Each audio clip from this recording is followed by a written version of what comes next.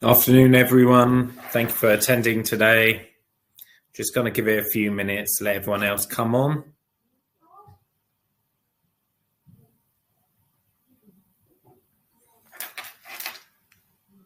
So obviously today, main focus today is really about budgets and how to really make the most of your disposable income. It's actually part of a 3-part series in relation to the budget. So we'll be kicking that off.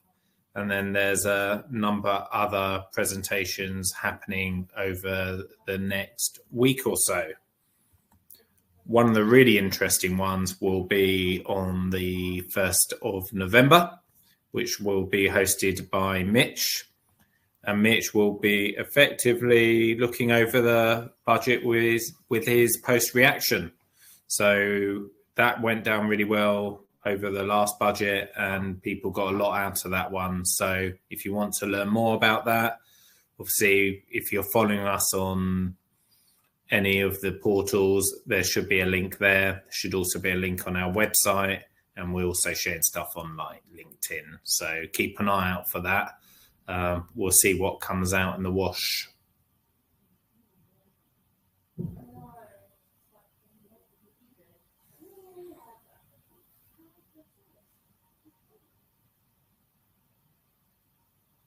So we'll just give it a bit longer, another minute, and then we'll get started.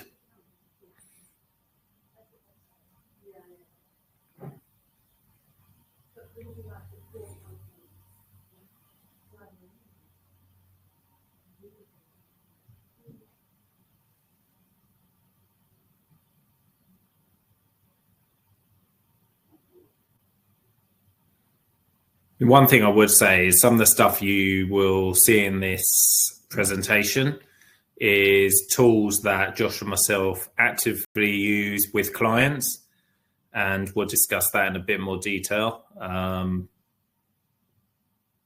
Obviously, when we do start looking at this masterclass today, these are just examples, but in reality, these tools can be used in many different ways to help our clients really achieve their goals. I'll highlight that when we get into the presentation. But I guess from experience, I've seen a lot of this over the years and big believer in it. So we're going to get started now.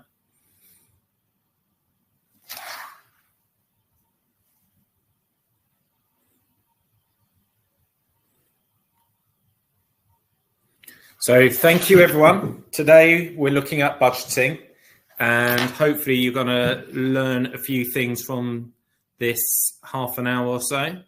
It's really going to focus in on making the most of one's disposable income and give you a good idea of what that impact is over the medium to long term.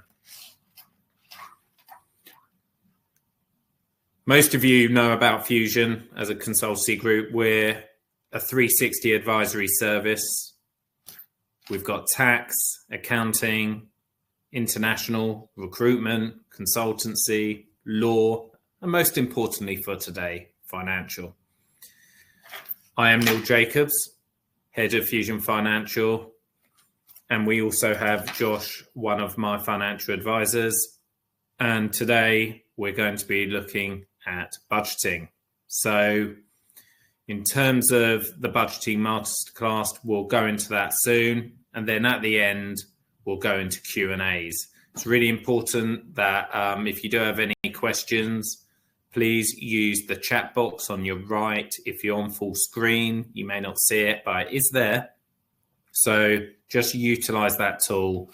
And I will now, once I click it, we'll see any questions that come up and we'll come to focus on them towards the end.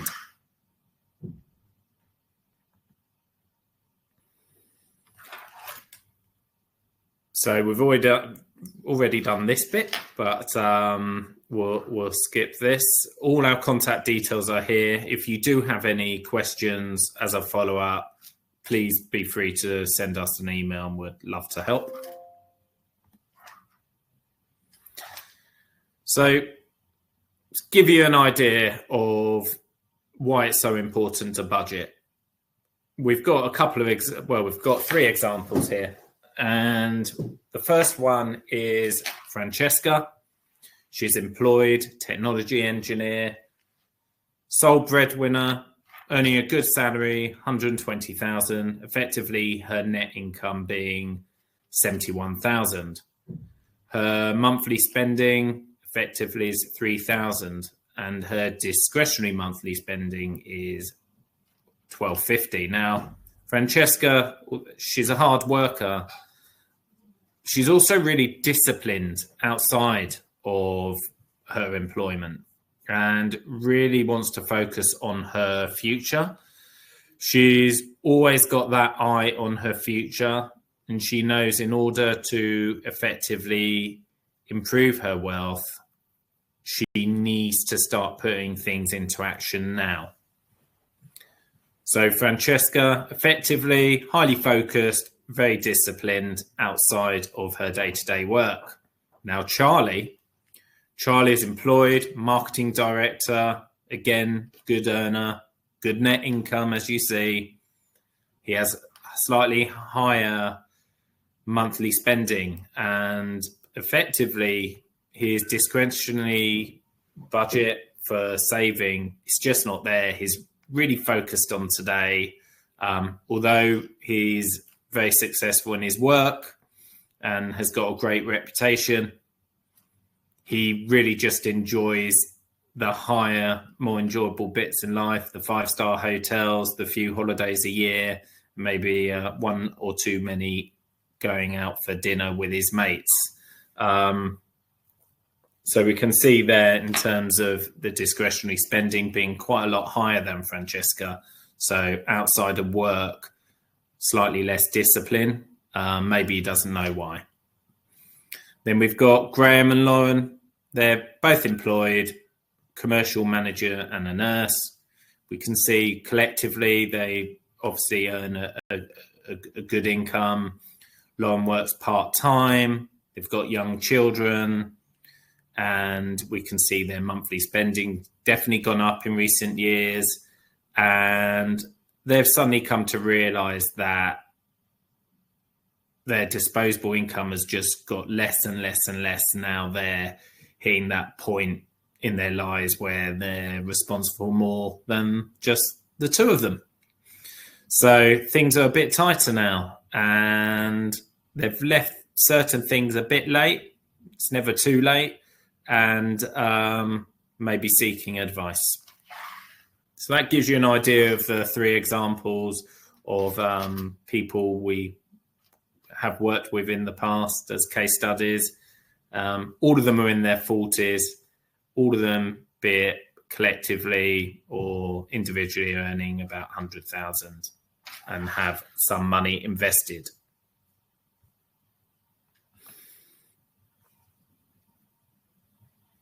Yeah, thanks, Neil. So just to introduce myself, Joshua Shepherd. I work here as a financial advisor at Fusion Financial. I actually started my career in Spain working with British expats who were kind of, usually later in their retirement and savings plans. So they were looking to either migrate over to Spain and retire there, or, work in Spain and still build up. But, one of the things you learn is that saving and investment and retirement planning and financial planning is the same wherever you are in the world, right? And there's a few main factors that will really affect and decide how well you can save, how well you can invest, and how well you can build a plan to achieve the objectives and goals that you want to start with. And I just want to talk, Neil mentioned discipline, but before we get to discipline, people think of saving and investment as 2 separate things. So I want to just strip that back really and start with the importance of the emergency fund. Now, the emergency fund basically is the pot of cash that you can dip into at any one time when times are hard, right? So what that means is that when you've worked out what your emergency fund needs to be, beyond that, you can save and you can invest with the same discipline, right? So saving and investment are no longer two sides of the coin, but they are complementary factors in the overall objective of what you're looking to achieve. So that means, you've got your emergency fund where whatever happens, you're going to be safe with keeping up the spending if you were to lose your job or if you had to pay for an emergency expenditure. You then build on that by saving and investing in the same way.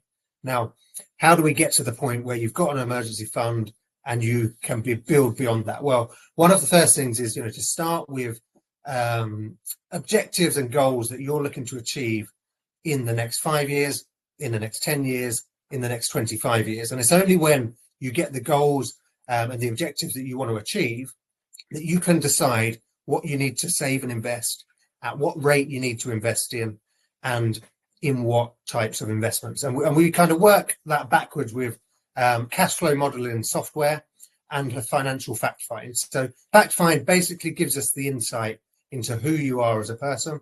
That allows us to grow the relationship over time so that we know what you're looking to achieve, we know your goals, we know exactly what your level of risk is and who you are as a person.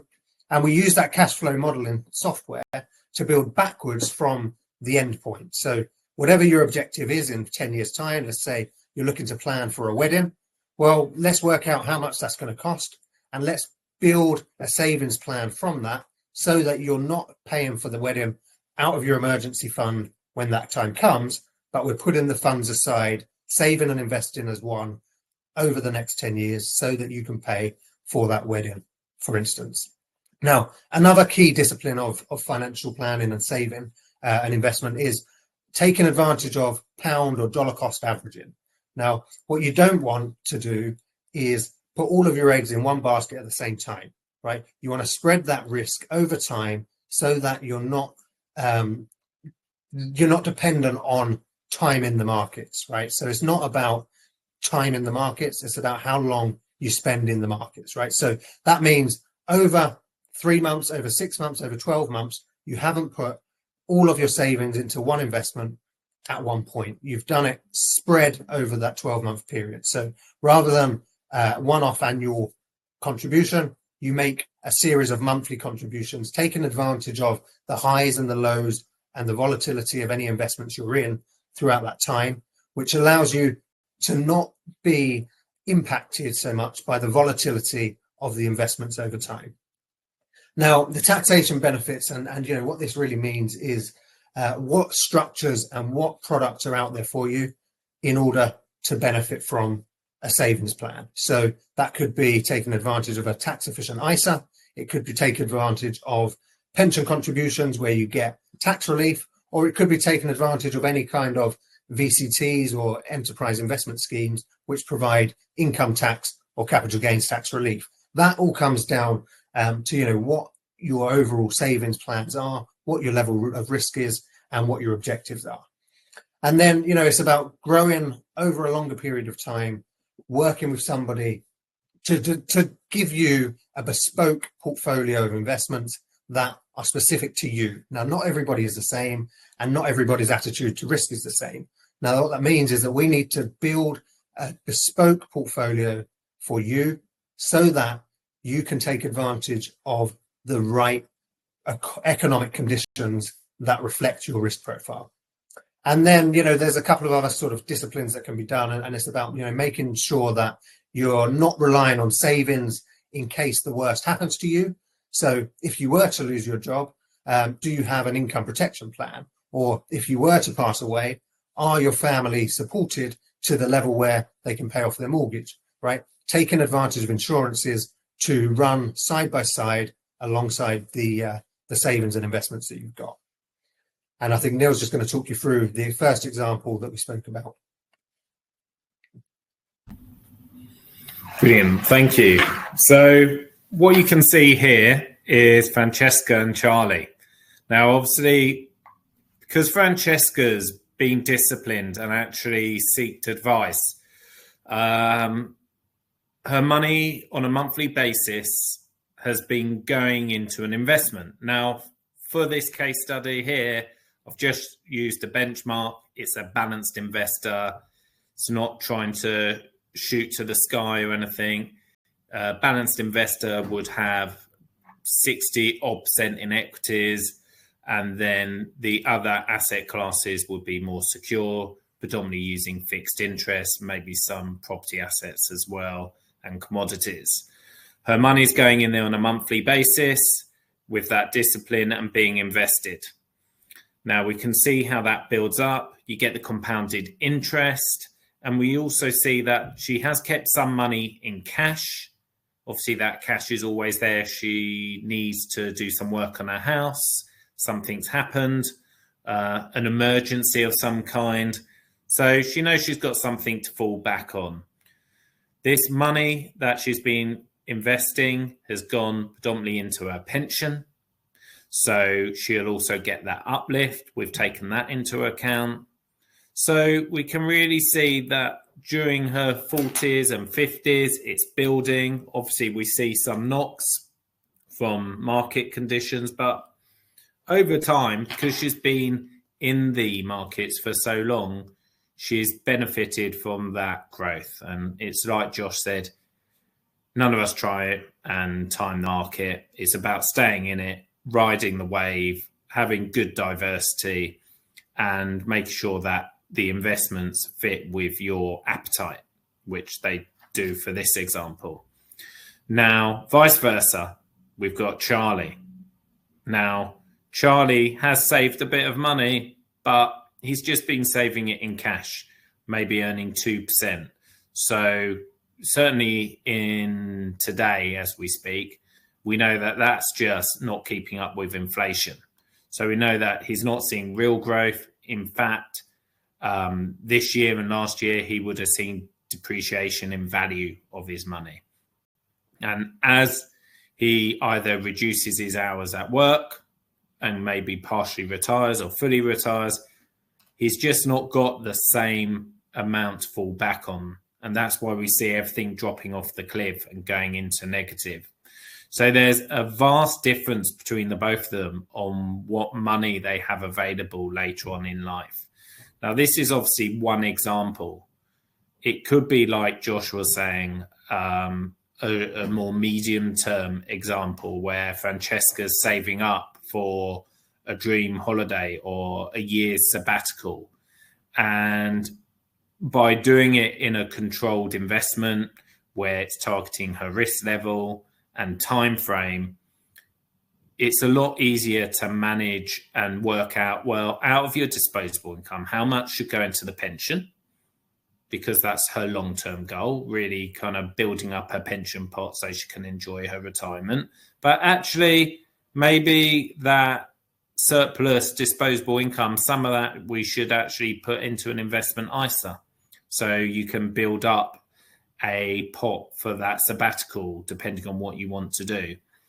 So Charlie's just too focused on today. He's managed to save a little bit, but unfortunately, it's not working hard enough for him. So even though maybe Charlie could be saving more if he was disciplined, number one. Number two is also the fact that that money is just dead money. It's just sitting there in the bank, earning very little. Now, I think Josh would concur with me on this one. He'd give me a nod. One of the things we've come across over the last year or two is, well, I can get 4 or 5% if I keep it in the bank. And to be fair, at the moment, you can. And with some clients, we tell them, depending on what amount they have, it may be advisable, depending on their timeframes, to do that. But if a client is looking over the longer term or medium term to achieve a certain pot size to do something with that money, then staying in the markets and not trying to time them is fundamental. Perfect example is, I think, generally in the markets during pretty much most of 22, most of 23. 22, we saw the drops because of the high inflation. And then in 23, we just saw very steady markets, no massive movements. And I think some people may have felt frustrated from that. Some people may have bit the bullet and actually panicked and taken the 5% interest from that. And that's then kind of trying to time their own markets. But if they had done that, towards the end of 23, we saw markets shoot up all the way through most of 2024. So because they came out the markets, went into cash for a period of time, because if I'm not earning anything, I'm better off earning 5% than having it in the markets where I'm really not seeing any movement this year. You're not in there. It's always important to remember when you're investing, it's not a short-term strategy, it's long-term. We diversify and you have a good spread across different geographical locations. So if you come out of it, that strategy can really impact things because you've just missed that uplift. And once you see it, you're out the game. So when we do these sort of strategies and put together a plan, when we use cash flow forecasting, we also incorporate in that something called Monte Carlo theory that looks at historical market data and incorporates everything that's happened over the last 20 years. We know that not every year is going to be a good year. There's always a recession that could happen at some point in the future. All of these things are priced in when we do cash flow forecasting. We stress test it so we know that your goal is more achievable. It's probably the most realistic way of helping Francesca really have that opportunity to enjoy her retirement by giving her that clear picture of what she's doing and helping her get there. And if she did want to do a sabbatical, obviously there'll be a slightly different graph there for that. Charlie just needs a better vision. He just needs to slow down a bit, and we'll come to that a bit later on. So that gives you an idea on this side of things, really trying to have the discipline, make use of that money, and just be in the markets over the medium to long term.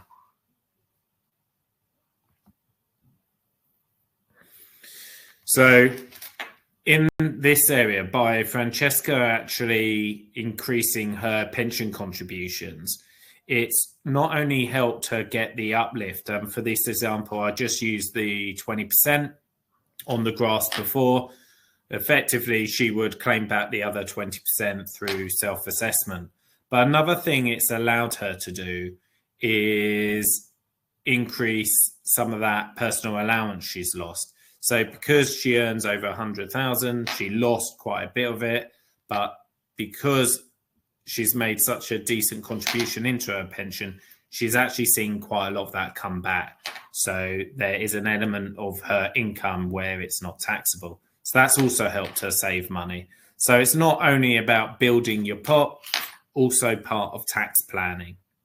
So that really helped her. And obviously we can see that in reality, her take-home money is still around 4,000 odd because it helped by increasing her tax-free allowance, and that come back in a little bit as well. So she's made some great contributions into her pension. She's shown some good discipline. She's ensuring her income is working for her.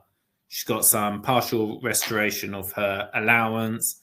And effectively, she's highly focused for the end game. I think most people, more often than not, need to realise that we can earn fortunes and be successful and have a great lifestyle. But we don't get wealthy from working hard and earning good money from our jobs. It's about what we do with that money from our employment that will build our wealth. And that's where sometimes it's important to just slow things down, put together a strategy, and effectively build things for your future. It's not all going to be pensions. It's not all going to be ISAs, as we well know, although it's harder for most people these days. There are other asset classes people like to use, historically properties and so on. to me, I'm not that. And, the most important thing is just following the process, having that discipline, having the right behaviors and the right strategy.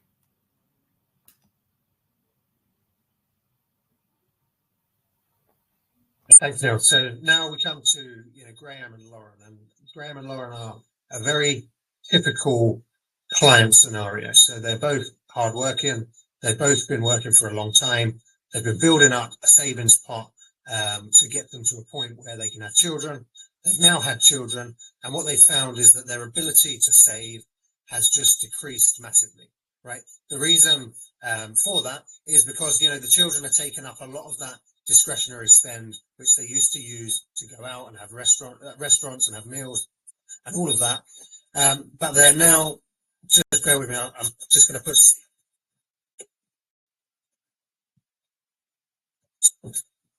Yeah, sorry about that. I think we had some interference on the speaker. So just to start from the beginning with that, Graham and Lauren are a very typical client scenario. Now, what that means is that it's not better.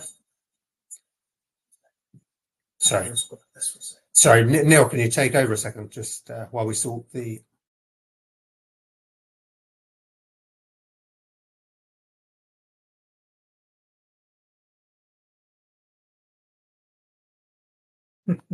You're on mute. Hi guys, sorry about that. So Graham on the left, he's using his 500 disposable each month. He's putting that into cash. We see that blue line, that's the cash building up.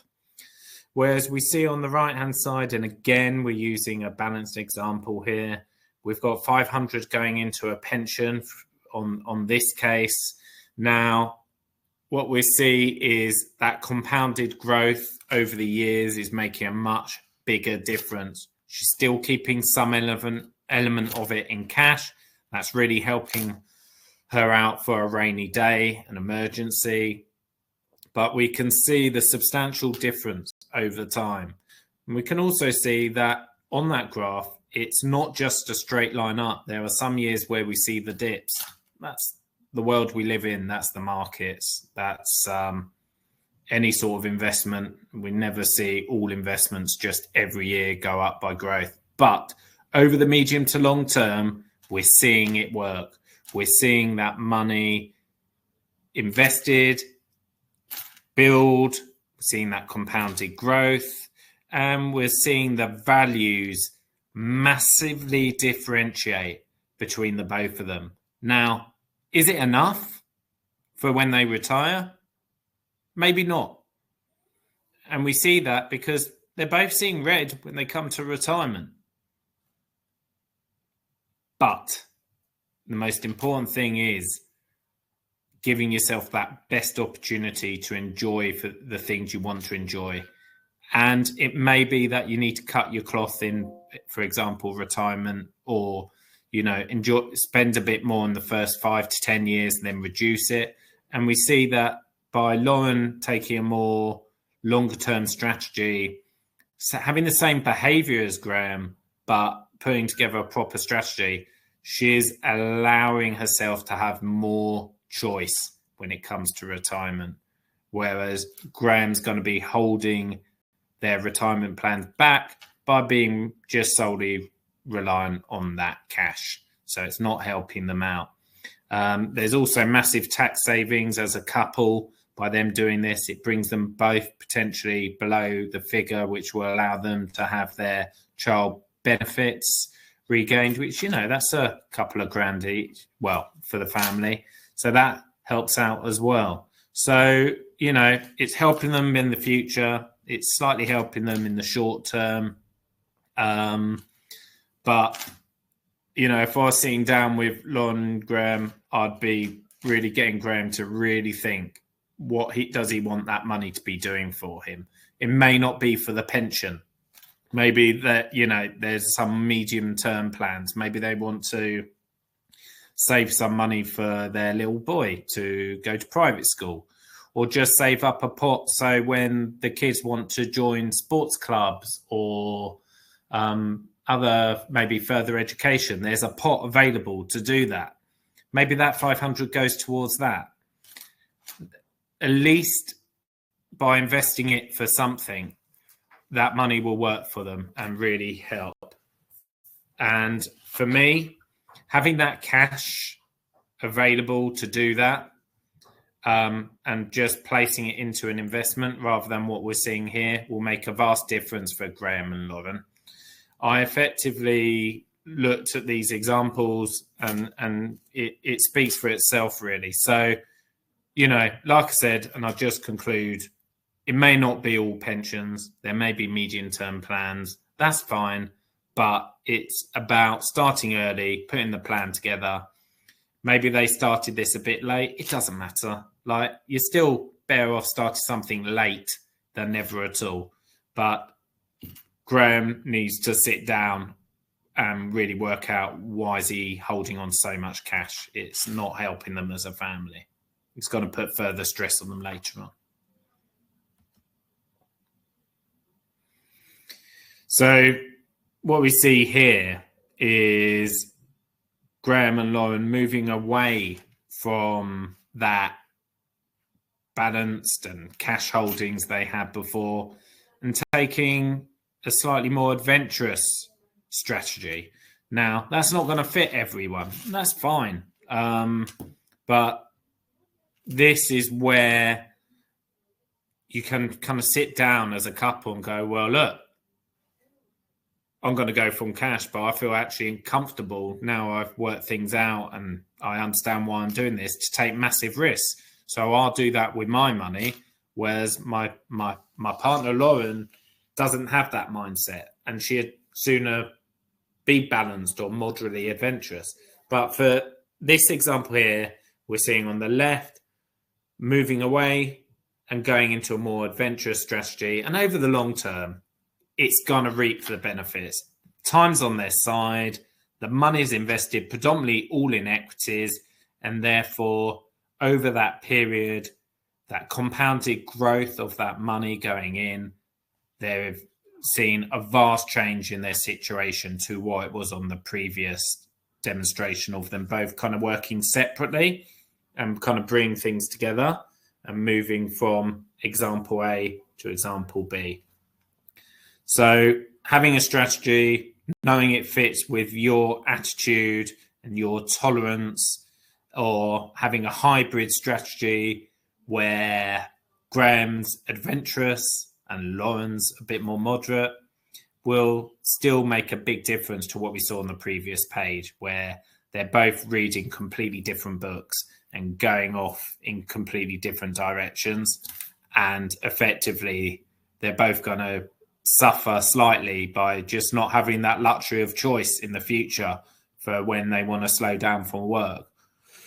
They may not even be able to slow down as much as they wanted to because the right decisions weren't made early on to allow them to do so. I think we can all agree, I think most of you know, that time's your best friend, and it will really help you achieve your goals and aspirations, not just retirement, all the other stuff I touched upon over the long term. I can be a bit lazy, I admit it. I'd sooner walk up a hill than a mountain. These guys on the previous page, it was always going to just be a very steep hill. Now, we're just making things a bit easier for them. They're also comfortable about taking a bit more risk to get there because they've realised they've lost those 30s where they could have been doing this. So decisions had to be made.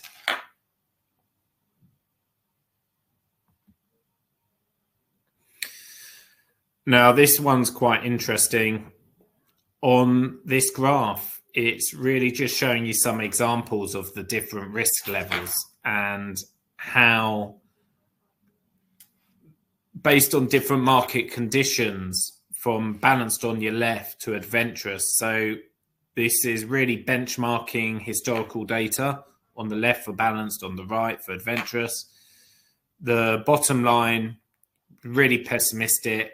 Basically, just over that period of time, it's just really poor returns and markets are not healthy. And then in the middle, we've got the mean line there. And then we've got overly optimistic. Now, when I work with clients, I pretty much stick to the mean and ignore the optimistic. If we work towards the mean, then amazing. If we get towards those more optimistic returns, guess what? We're going to have more in that pot. We see that over time, that adventurous investor potentially would have done better. We see on the top hand side how the asset classes are different. Effectively, the more adventurous you are, the more you're going to have in equities.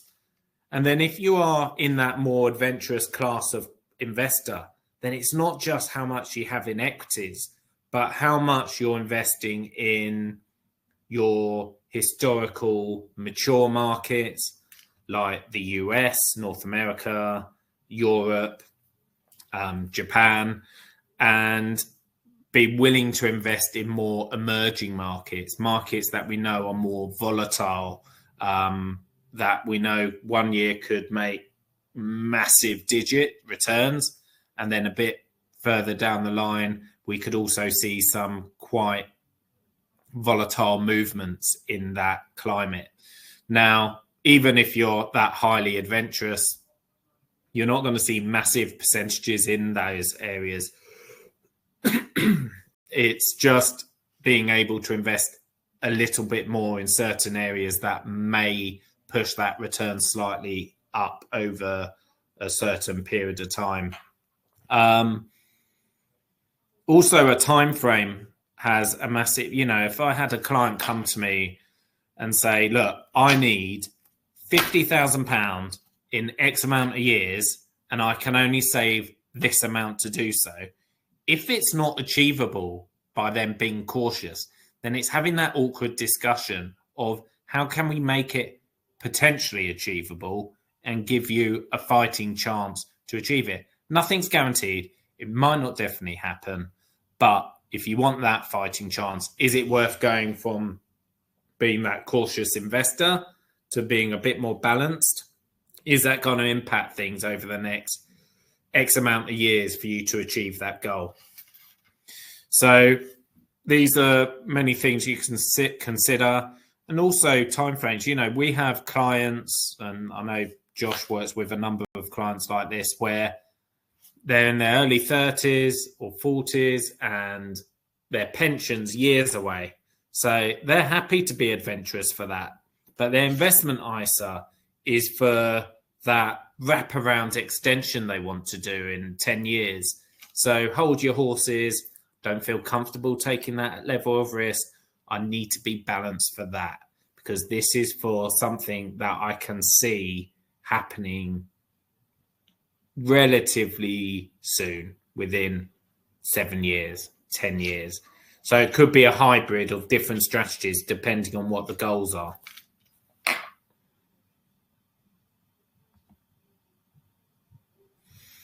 Now with Charlie just needs to sit down with a financial advisor and someone effectively just give him some time, and effectively he needs a bit of love from me in helping him just make more use of his disposable income, maybe be a bit more nosy and assess his spending habits and question whether he really needs to go out 5 times a week for a steak or go to the pub 3 days a week. See if he can increase that disposable income.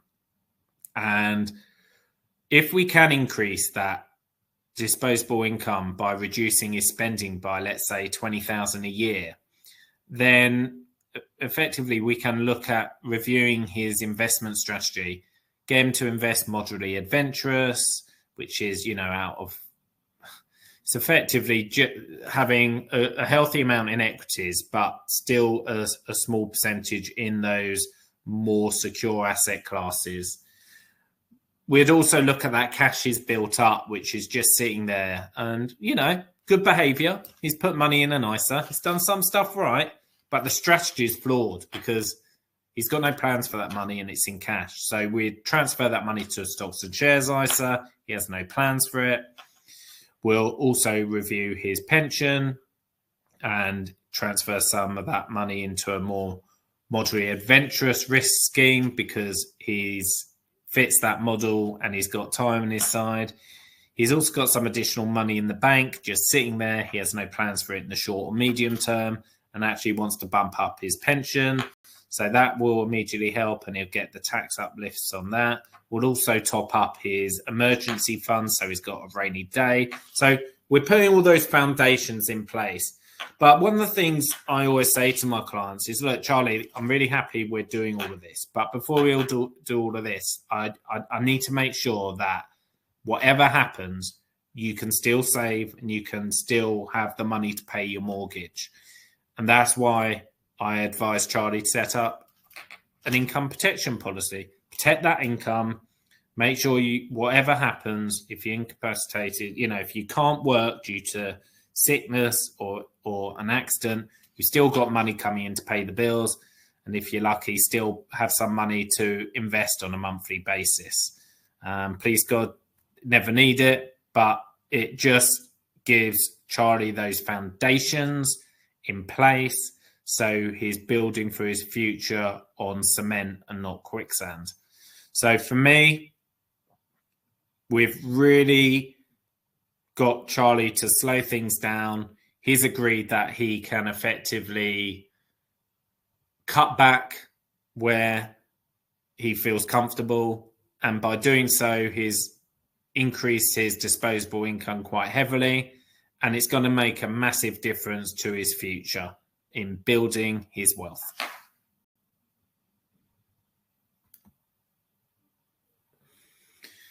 And proof's in the pudding. We see what we were previously looking at on the left, where that cash was just stagnating, to on the right, where that money is being invested and growing and that compounded interest. Now, there could be life events we build in this for Charlie. This is not a one fits all. When we do cash flow modeling, we get some information from the fact finding we do with the client, but also stuff that we pick up because it's an organic document. So things are always changing. There could be life events we build in this where X amount needs to come out for a certain purchase. So cash flow modeling for us really helps clients look at where they're going. And over a period of time, we can also build in different lifetime events, including when they retire, paying for a wedding, paying for a car, paying for private education, and so on. And we can also stress test what they're doing by making up some market event that could happen at X amount of time. And we can never time those. And can you tolerate that within your planning? Are you doing enough to tolerate an X event? So for me, cash flow modeling, and the other example I spoke about before where we use Monte Carlo, where I showed you the graphs, really has a big difference.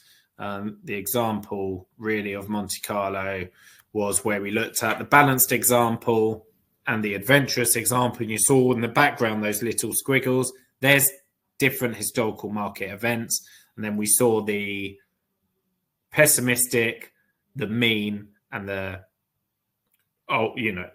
going to shoot the sky every year, really optimistic. I mean, I'd love that if that happened every year, but always use the mean. So that's really it, guys. Sorry about the tech issues there with Josh, but Josh, I hope you enjoyed watching me today. And if anyone's got any questions, I'd love to answer them. So I would say that when we're looking at certain areas at the moment of the budget and how that's going to impact things, jump on to Mitch's post-budget feedback. He will tell you everything and his reactions on the budget. And I would highly recommend jumping onto that and getting quite a bit of information on how things have changed going forward. Seems to be a lot of questions about the budget. none of us know what they're going to change just yet. We've got another question here. Just having a read.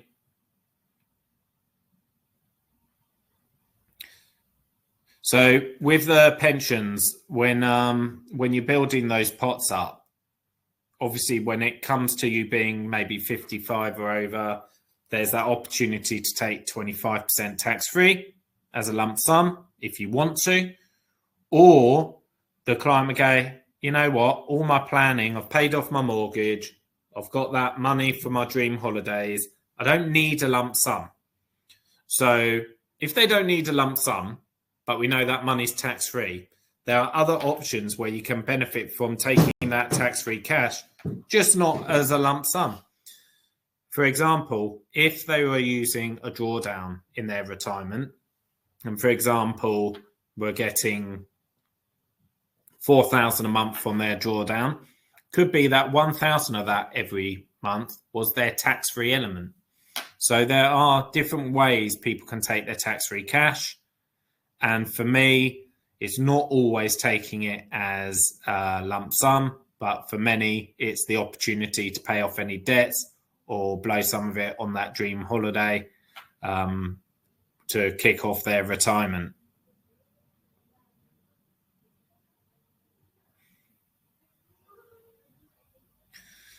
So ISA allowances are 20,000 a year. Pensions at the moment are 60,000 a year. In the perfect world, we'll all contribute and maximise them all. It's not always the case. It's about prioritising. How much of your disposable income do you want to prioritise towards your retirement, and how much do you want to prioritise toward the medium-term goals? That will dictate what Josh and myself invest in the ISA and invest in the pension. And then there could be other things like VCTs and EISs where we're also looking to get some additional tax breaks. So that could come into the equation as well. Most important thing is just put a plan together, make the most of it, and effectively try and build that wealth over the medium to long term. Try and start as early as possible.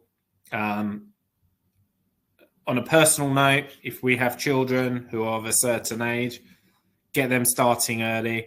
I don't care if you can only afford to save £25, £50. Get that behaviour right for your family members. Educate them as well. We have quite a lot of clients where we've started to look after their 18-year-old children, their 20-year-old children, and their first jobs. They're living at home still. So their disposable income's a lot better than some of those guys who are earning 100 or K. They don't have the mortgages. So it's about helping to educate the younger generation and the people like myself in their 40s or Josh in their 30s, getting them to do the right thing with that money and put the strategy in place.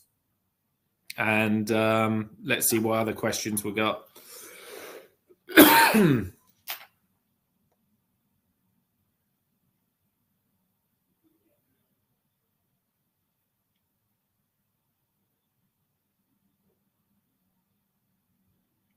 Yeah, while you're working, if you were to reduce the amount of hours in your job, therefore you take a hit on your salary, then at that point you may decide to draw down on part of your pension to make up the income you're losing. A great part of that strategy is you're not taking such a heavy hit on your pension. So these are numerous strategies we use with our clients. Could be that, I don't know, Charlie wants to retire at 60, but actually decides instead of doing that, he's going to do 3 days a week, still earn 70,000 or 60,000, but wants to still have an income coming in of 100,000 gross. And by effectively using his pension to facilitate that, or his ISA, that can be achievable. And then it puts less stress on his investments. And then when he's ready to fully retire and travel the world, he knows that he's probably got more money in the pot to do so because he was still working a bit longer than he initially planned. So many options are there. I think that's quite a lot of the questions answered. I also see that Josh has been helping me out, putting some messages on there. So you've got all of our details as well on this. You'll also have recordings of this to watch. My contact details there and Josh's. We're always happy to help you guys out. Most of the people on here have had some form of contact with Fusion. Utilize our skills, utilize that cash flow forecasting. It does make a difference. I hope everyone enjoys the budget in a few weeks. Let's hope it's a positive one for us all. And please remember, we've got 2 more parts to this seminars, and one of the most important ones being Mitch's, which will be on the 1st of November at 1 p.m. Thank you for your time, everyone. Have a good afternoon.